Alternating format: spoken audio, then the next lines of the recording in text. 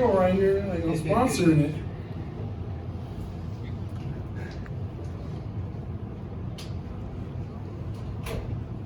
Alright, who's got a question? 24/7. Greg Biggins. That's my man. Yes, sir. That's my guy. Brandon Huffman. Yeah. So, Chris Cartman, Son of a Source. Chris, what have you thought about the competition and especially kind of building in depth to your group? That's been the main focus. Honestly, these guys have really been pushing each other, and you see the younger guys getting better and better.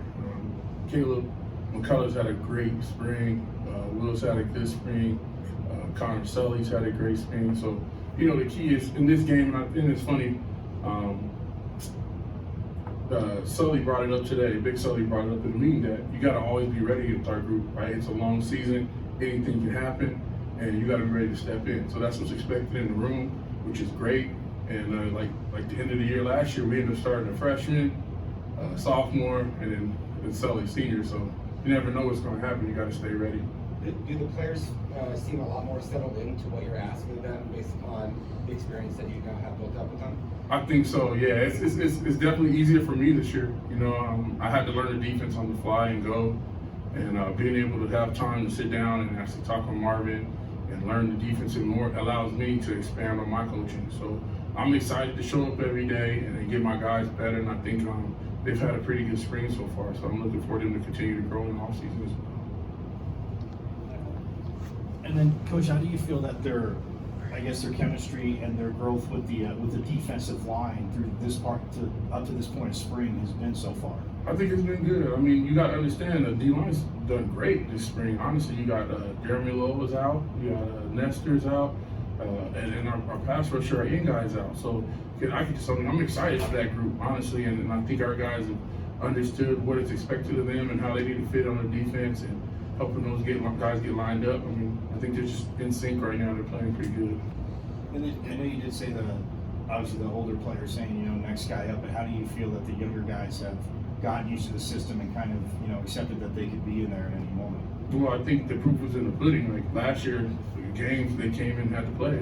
Eric played a lot last year as a freshman. More his role is going to have to be expanded, and he's going to have to be more accountable for what he does every play, right? So I think ultimately we got a good group of guys, and they're competitive.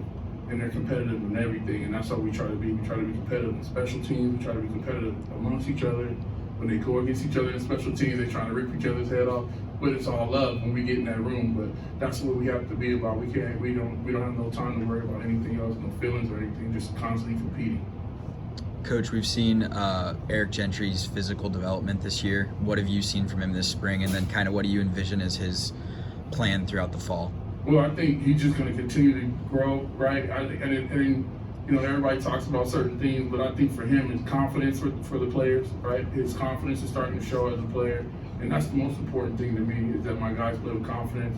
The other stuff will take care of itself, but I think just the fact that he's starting to come out of his shell, be more of a leader, and have confidence is the main thing for me with all the players. And then Saturday there was Darian Butler showed up to practice, and I saw the guys walk over to him and acknowledge him. Who's kind of taken the mantle of that leadership role in the linebacker room this year?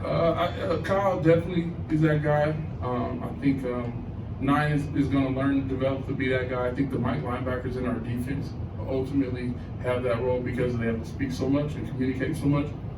So I think ultimately 34 is going to be the top dog initially, and I think he'll allow these guys to continue to grow and they'll grow because, like, again, you don't know who's going to be on the field, right? And I tell those guys I ain't scared, so we got to play.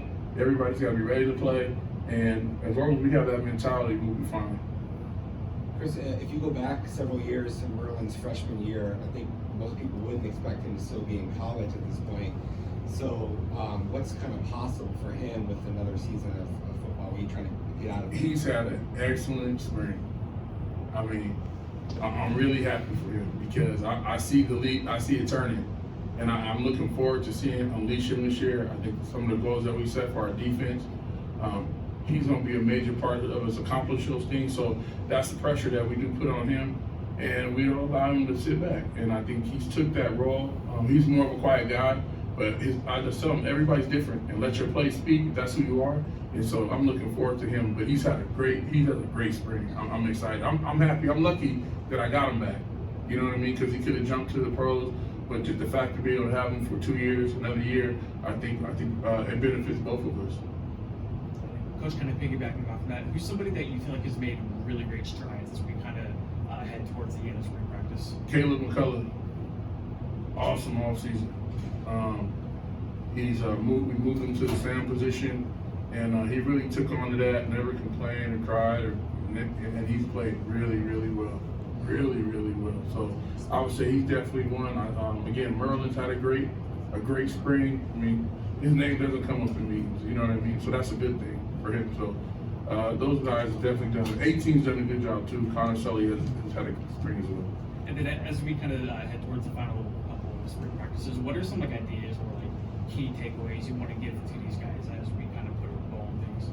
I think the main thing is being consistent and, you know, just having pride in your craft, right? And having depth throughout, right? It shouldn't be no ones. It should just be a group of guys. And that's the thing that we're trying to get established in that room. We want the guys that are a little bit behind to catch up and to be on the same level and push them. So then mentally and physically, we compete again every day at everything. Rodney's obviously new. He looks the part. What do you think about just getting him incorporated? He just got to continue to get acclimated in what we're doing. I think it's different than whatever they did at Mississippi State. So if he continues and stays in that playbook, because it does take a little bit, it is a pro-style playbook. So if he can take that time, and then some of it's on Coach Claiborne and some of it's on him, right, to spend some extra time learning what he needs to learn as you know, on our defense. But if he can do that, man, physically, the dude has all the skills. Like when you see him run, you're like, oh, flash, he shows up. So the talent is definitely there. So we're looking to just get this to go with the body, the mind to go with the body. Everybody good? Thanks, Coach. Thanks, Thank you. Yes, sir.